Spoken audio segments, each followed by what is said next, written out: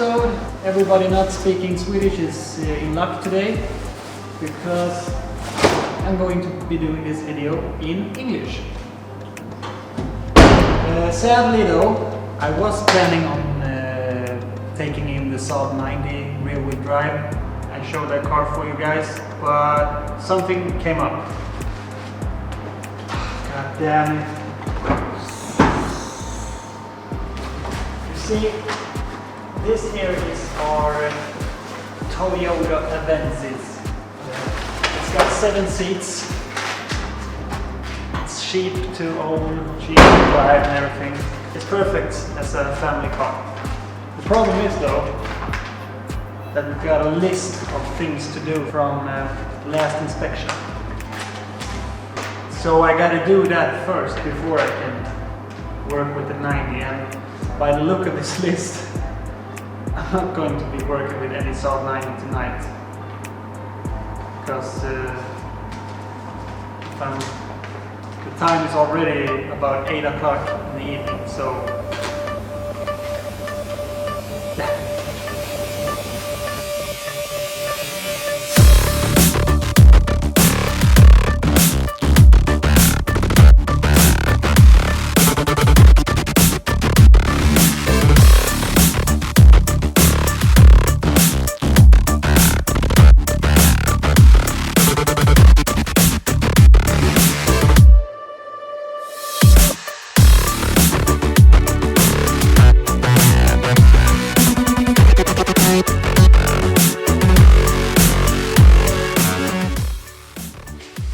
and remember kids, always clean your subjects before welding on them.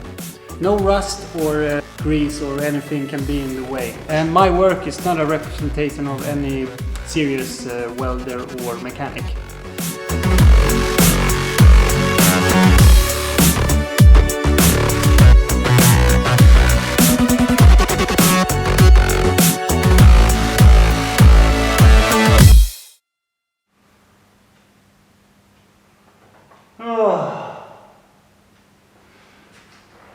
Oh my god, I'm so tired. I'm so damn tired. But anyway, the good news is that I'm done. We've polished the headlights and we fixed the parking brake and we fixed the exhaust and we fixed the brake line. So everything is done.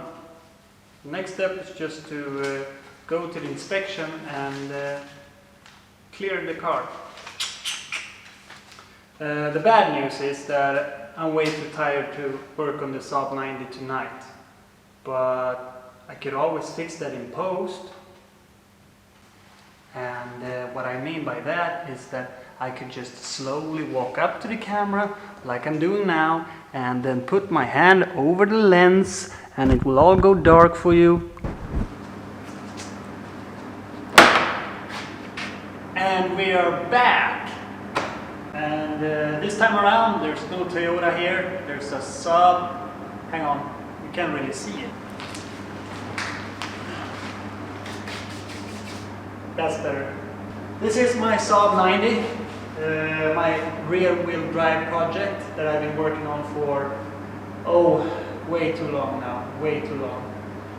From the start, it's a 1987 Saab 90 and it's in pretty good condition, or at least it was back when I bought it. Now it's been completely revamped and reworked. I swapped out the old B202 engine and replaced it with a B204, the more modern Saab 900 engine, if you know that one, the turbo engine. And what's good with these cars is that if you want to build rear wheel drive, that is, that the engine is already sitting in a lengthwise position, stock. It's just that it's a bit tilted and 180 degrees wrong. But it's still built for having the engine the right way that you want to have it when you're doing rear wheel drive. So what else? Well, it's a bit of work to do this.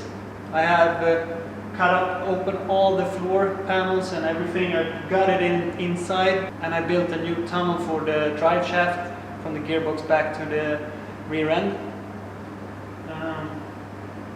And I made custom fittings for everything, because what can you buy for a project like this? I also have a whole drag racing roll cage, but I don't know if I'm going to put it in the car. We'll see.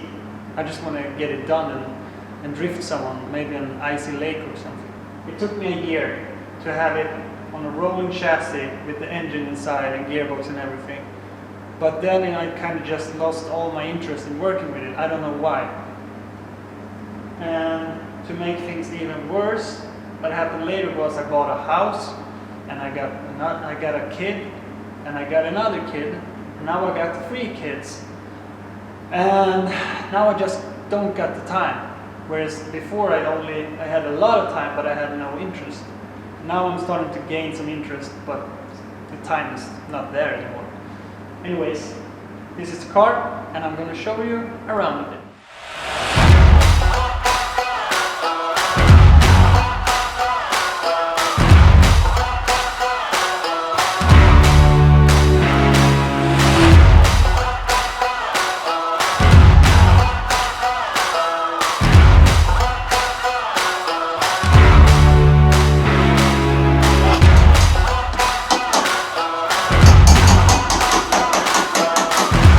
Den här satsen som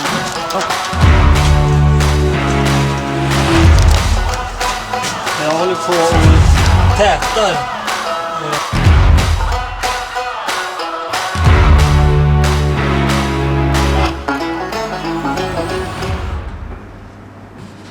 In here, everything has been redone since well, let's say there's not a lot of footroom in these cars as they are stock, and with a big gearbox in between the passenger and the driver, you can imagine, let's just say that you have your feet kind of sitting like this when you drive. As you can see, I have put some adapters here to move the steering wheel way back. I think it's about here stock wise, but now it's way back, and that's because I need to go way back to have room for my feet. I put some gauges up here and some levers here to flip on the ignition and fans and stuff. I've got the gear shifter here. I'm not really that proud of how the gear shifter connects to the handbrake. I don't know if you see the handbrake here, but that's just a small problem. I can fix that anytime. Let's say I have bigger fish to fry. Is that how you say it? I've been coming up hot for a minute. Everybody know the drop when I'm in it. I drop the top when I'm in it. Everybody know the drop when I'm in it. Yeah, I go so yo. Everybody know I'm you know when the click through. Try to send this box to be a so big fun.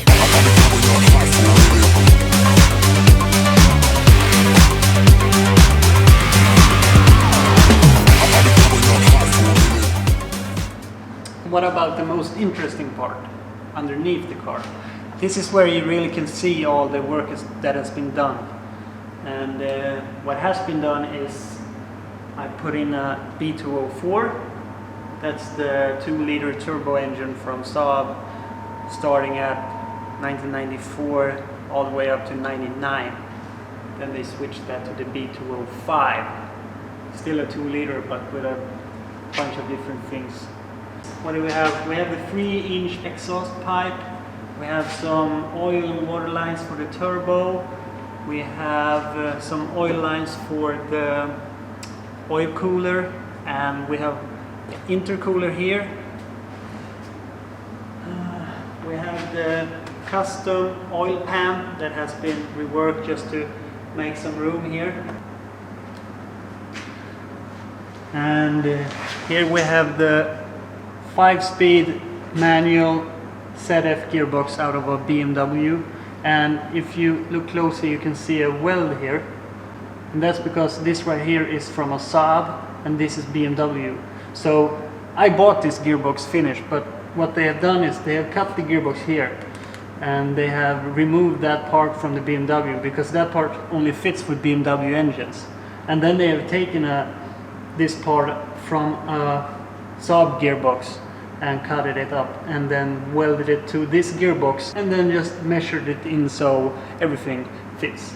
This is built to use a 9.5 flywheel, and I don't really like that. I would rather have the 903 flywheel, but I didn't order this gearbox, so it's a small problem.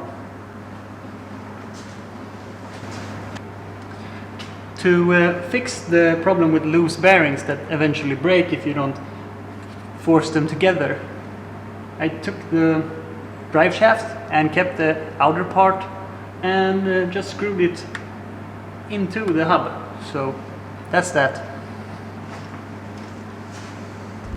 And then here we have the first muffler and the second muffler, and here we have the differential, which is well, the whole back end here is from a BMW 525, I believe. A lot of people have been asking how I did this, and what I did was I had this whole thing on the floor with the wheels mounted on it, and then I built kind of like a frame that's screwed on top of it. I screw the shaft that's connecting the gearbox with the differential. I screwed them together, and then I had the wheels on, and I lifted everything up, checked if it was centered in the wheel houses, checked if the drive shaft was straight, and then I just welded this thing onto the car. I didn't use any lasers and stuff that I recommend that you do, so you know that all your measurements are correct. But me, with my ADHD, I couldn't cope with it. I just wanted to fix it, and you know what? The thing works. It doesn't steer off to the side or all that. Well, to be honest, all I have done is driven it around on the gravel parking lot, and that's probably all I'm going to do with the car, so who cares? It's all about having fun while you do it. And here, pretty empty, not much to say, except maybe if you can see that, I don't know, there's a spacer there on both sides between the shock absorber and the wheel.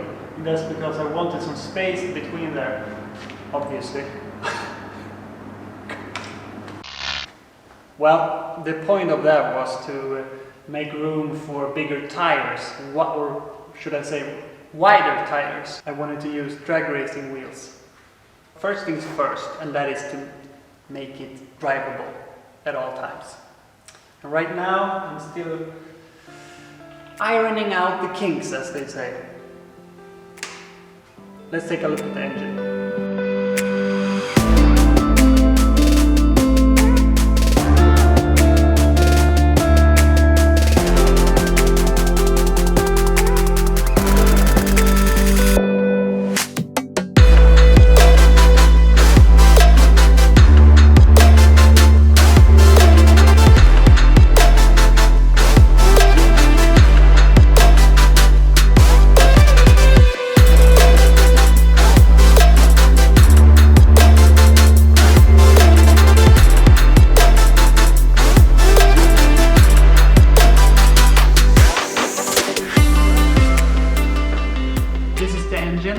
And what do we have here? We have a big turbo, and we have an external wastegate, we have a custom exhaust manifold, we have the exhaust here, we have an oil cooler, we have the intercooler, we have a couple of fans, we have the custom made inlet manifold, we have a totally custom fuel system.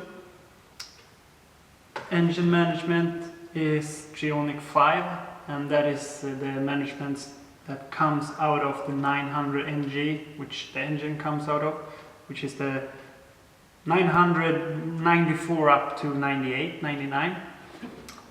Nothing special about it, except it's very easy to tune, and well, it's very easy to tune. We have an adjustable fuel pressure regulator with a gauge on it so that we can see what the fuel pressure is. And that's what I got to show you today. And if you'll excuse me, I'll have to go back to work on this car so that I maybe one day will get finished with it. And until that time, I hope you liked this video. And if you did, please comment down below and share your thoughts on the project. Share some stories. Maybe you have a project that hasn't been finished and this gave you some inspiration. Until next time and next video, have a great day and well, I'll see you around. Bye everyone. And now I'm just gonna walk out of the picture and everything will be fine.